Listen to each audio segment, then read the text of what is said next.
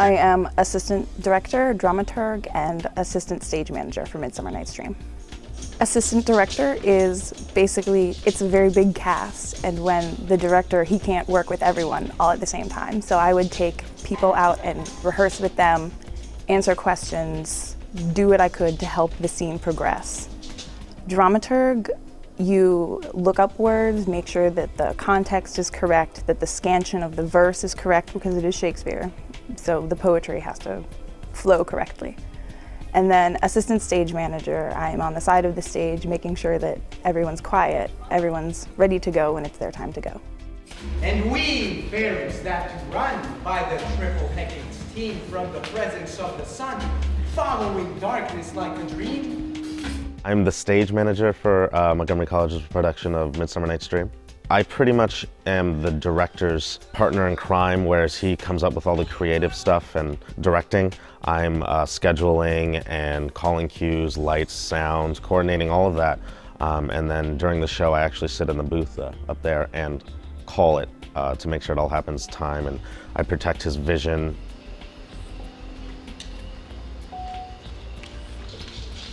I play Aegeus, who is a nobleman and Hermia's father, and he really wants his daughter to marry Demetrius, but she's in love with somebody else. Stand forth, Demetrius, my noble lord. This man hath my consent to marry her. Stand forth, Lysander, and my gracious duke. This man hath bewitched the bosom of my child. My role in Midsummer Night's Dream is Theseus, Duke of Athens, and the play within the play what's so special about this production occurs at Duke Theseus' wedding to his wife Hippolyta. What say you, Hermia? Be advised, fair maid. To you your father should be as a god, one that composed your beauties, yea, and one to whom you are but as a form in wax. Duke Theseus represents the law within Athens, where the story takes place, and he's enforcing what Aegeus is trying to enforce on his daughter, which is that he has the right to say absolutely what she can do with her life. And he represents that and also has a little randy side to himself. Lovers and madmen have such seething brains, such shaping fantasies that apprehend more than cool reason ever comprehend. I play Demetrius. He's one of the 4 lovers, 2 of whom are male. And he and Lysander are put under the spell by Oberon. And they fall in love with Helena, and madness ensues. Speak not of Helena, take not her part, for if thou dost intend never so little show of love to her, thou shalt abide it. Now smoke me not. This production is Midsummer Night's Dream, and I play Fairy Moonbeam. She's Titania's fairy. I'm there for her when she needs me to get her something for a certain character, or she needs me to take someone off stage. We pretty much frame her, and we're around her, and we make her the central power and the most important thing. And we're just there to be those pretty pieces that are around her.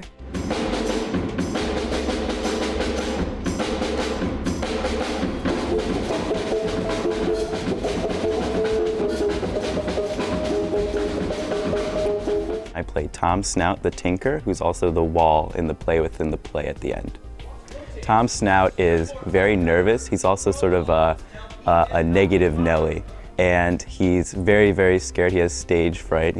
So throughout the play, he's nervous, but mostly he's saying that everything's gonna not work out. And when it finally comes time to do the play within the play at the end, he's quite nervous. In this same interlude, it doth befall that I, one Snout by name, present a wall, and such a wall as I would have you think, that had in it a cranny hole or chink. I auditioned just like any actor, and I didn't get cast and was a little disappointed, but the director, Kenyatta Rogers, was very nice, pulled me into his office and said, I have a special job for you. I would like you to help me with the directing aspect of the show. And I was very pleased. Here we all knew each other, so it just took a little while for us to all get coordinated into the project, and less of a social area and more of a work area, which is something that happens every show where you've got a school. I think everyone here really genuinely cares about theater and the show and what they're doing, and they always want to help everyone out the best they can. Being up on stage and with this cast and this production, it's just being alive and just having, you know, the energy of everybody who's put in so much time and energy, and yourself also, to, you know, make this story come alive. All of the groups were kind of kept to themselves. The lovers kept to themselves, the mechanicals kept to themselves, all the fairies kept to themselves, and we would have kind of different rehearsals without ever coming together as a full cast. And then it wasn't until we were about to move into here and started running big scenes and transitions that we all kind of came together as one big unit. It really changed my view on Shakespeare plays, and it's mostly because of how Kenyatta, the director, did it. It's just amazing how it turned out. It's honestly like a musical, but without the singing in it. It's amazing, just the lighting, the costume, the way it is. It's not your usual Shakespeare play, so that's what made me really excited. At the beginning, it was very relaxed. It was we just felt free to just sort of explore the character. Then as rehearsal got closer to the show going up, it was a little bit more rigid, and we had specific notes, specific things that we had to do, and so it became a little bit more solidified. Well, rest us, Hermia, if you think it could. And Terry for the comfort of the day. Be it so, Lysander. Right. Meow.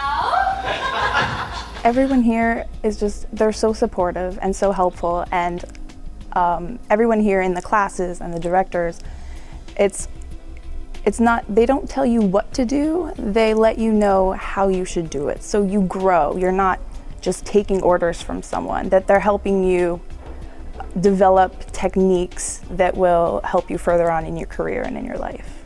It's really, really, really great.